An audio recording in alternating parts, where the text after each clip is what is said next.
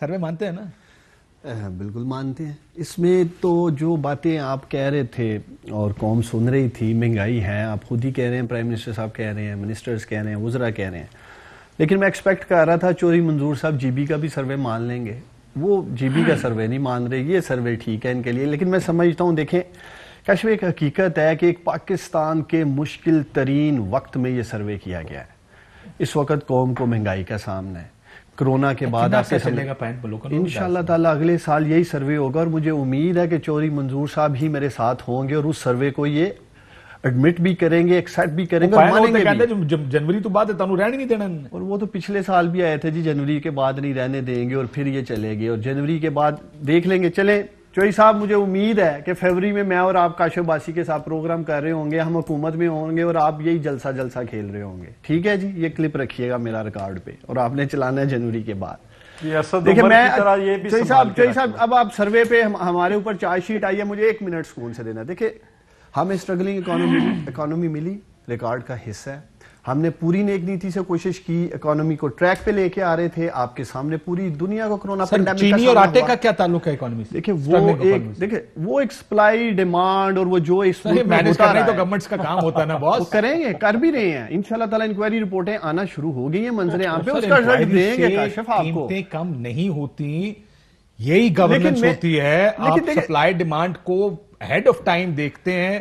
یہ نہیں کہتے پرائم منسٹر صاحب کہتے ہیں میں نے تو اپریل میں کہا تھا منگا لو اور اکتوبر نومبر آ گیا، کسی نے نہیں منگائی. یہ کافی نہیں ہوتا. یہ میں سمجھتا ہوں، لیکن کم از کم آپ کو یہ بھی پرائم منسٹر عمران خان صاحب کو کریڈٹ دینا ہوگا. ایک چیلنجنگ سچویشن، کرونا پینڈیمک سے نکل رہے ہیں، سیلاب آتا ہے، فصلیں تباہ ہوتی ہیں، ٹڈی دل آتا ہے، فصلیں تباہ ہوتی ہیں. ایک سچویشن میں جا کر سپلائی ڈیمانڈ امبیلنس ہونے کی وجہ سے یا کلائمیٹ چینج کے جو اثرات تھے، قیمتیں اوپر گئیں، نیچے لا رہے ہیں. چینی نیچے آئی ہے، یہ نہیں کہ یہ 130 کی جو رٹ لگا، یا ذخیرہ اندوزی سے ذخیرہ اندوزی ہوتی ہے، کیا ماضی میں نہیں ہوتی تھی؟ ڈنڈا چلا رہے ہیں، انشاءاللہ مزید چلائیں گے.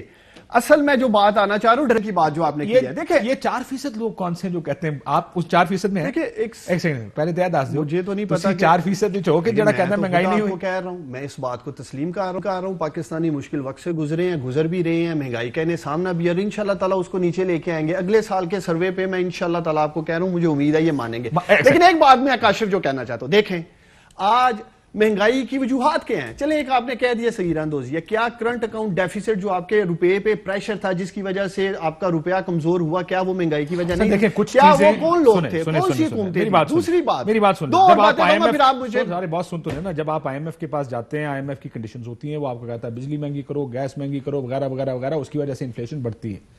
لیکن کچھ انفلیشن ایسی ہے جو فوڈ انفلیشن ہے، وہ تو آپ اپنے گھر میں اگاتے ہیں، اس کی انفلیشن کا اکانومی سے تو کوئی لینا دینا نہیں نا. اس کو بھی ہم مانتے ہیں، اس میں ہماری ڈیسیژن میکنگ کی کچھ کمزوریاں ہیں، لیکن اس کے ساتھ ساتھ آپ نے سچویشن دیکھنی ہے کرونا کی، آپ نے سچویشن دیکھنی ہے سیلاب کی، آپ نے سچویشن دیکھنی ہے کیا لینا دینا ہے، چینی کے سٹاک سے کیا لینا دینا ہے، گندم کے اور آٹے کے سٹاک سے کیا لینا دینا. بھائی فصلوں کا تو میں آپ کو سیلاب اور ٹڈی دل کی بات کر رہا ہوں. جب آپ کی ایک سچویشن آ جاتی ہے، اس میں آپ کی فصل تباہ ہو جاتی ہے، آپ ٹماٹر امپورٹ کرنے جاتے ہیں، اس کی قیمت اوپر جانی ہے. سر کیا بات کریں آپ؟ ایک سیکنڈ آپ وہ رپورٹ پڑھیں جو رپورٹ آپ لوگوں نے بڑی آپ نے کہا، اور یہ اچھا اسٹیپ تھا پی ٹی آئی کا کہ پہلی دفعہ ایک رپورٹ آئی کہ چینی مسئلہ کیا ہے.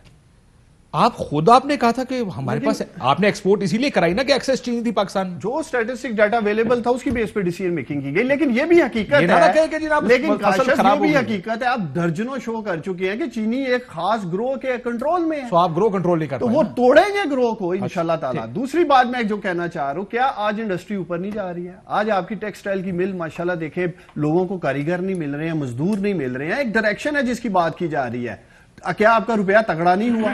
کیا آٹو موبائل انڈسٹری اوپر نہیں گئی؟ کیا سیمنٹ انڈسٹری اوپر نہیں گئی؟ چوہدری منظور صاحب شاید مجھے لگ رہا ہے انڈسٹری کی رپورٹس نہیں پڑھ رہے ہیں آج کل.